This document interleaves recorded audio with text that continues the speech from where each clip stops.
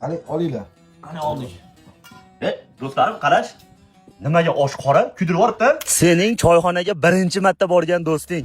Garang, choyxonada osh devziraga bo'ladi. Shunga qora bo'ladi osh. Choyxonaga kelib turish kerak shuning uchun.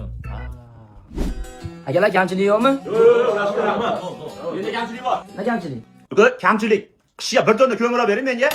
Mo'l, sendan unaqa kamchilik so'ramayapti. Noninglar, choyinglar bormi deb so'rayapti. Yaxshi, deysizmi? Yo'q, qarang unda. Bir qop Qozog'istondan olib kelib bering, non qilamiz. Oshna tez kelib tursan biz bilan chaqirganda yo'q demasdan, mashinaga bo'lmaydi, sharmanda bo'lmaysan. Sen bilan biz borib, maktabni bitirganda bitiruvda ko'rishganmiz. Shu boychani endi ko'rdik. Yaxshi, qo'shnisanlar. Qo'shnami 3 ta uylar yozdi.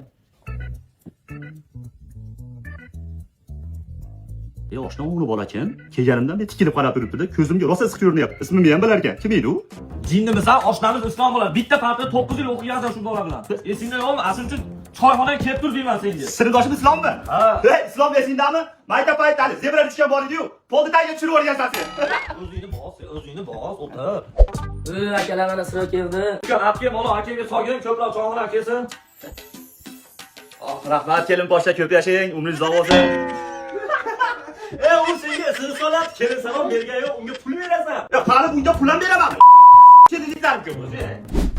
Akalar sizlardan 750 ming so'm bo'libdi. Qaysi birini qarzing bo'lsa berib qo'yish. Orqangdan so'g'orgacha kelishyapti. 750 ming qarz bo'lishasanmi? Qanaqa qarz? Hozir yegan oshimiz puli 750 ming bo'libdi. Hozir shuni bo'lamiz hammaga. Menga bo'lishmay qo'y. Menga birovni haqqi kerak emas. Dardim. Hozir osh yedingmi? Balki yegan oshingga pul to'larsan. Ha, uyda ham har bozor osh yeyman, bir tiyin bermayman. Nimaga beta berishim kerak? Alloh akbar, o'tir shu.